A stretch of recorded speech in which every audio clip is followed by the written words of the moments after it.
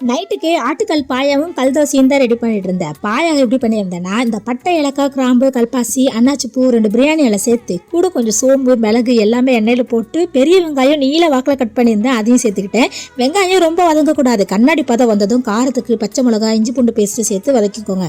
இந்த பாயாக்கு ஒரு சூப்பரான பேஸ்ட் அரைக்க போகிறோம். அதுக்கு சின்ன வெங்காயம், தண்ணியில் ஊற வச்ச இந்த முந்திரி, கசகசா, பாதாம் இது எல்லாத்தையும் சேர்த்து அரைச்சி அந்த விழுதை சேர்த்து வதக்கிட்டு இப்போ ஆட்டுக்காலை போட்டு உப்பு சேர்த்து தண்ணி ஊற்றி 10 இல்லை 12 விசில் வச்சு எடுத்துக்கோங்க. அப்புறம் புதினா, கொத்தமல்லி, தேங்காய் பாலை சேர்த்து 2 கொதி விட்டு பெப்பர் பவுடர் போட்டு ஆஃப் பண்ணிட்டீங்கன்னா பாயா ரெடி.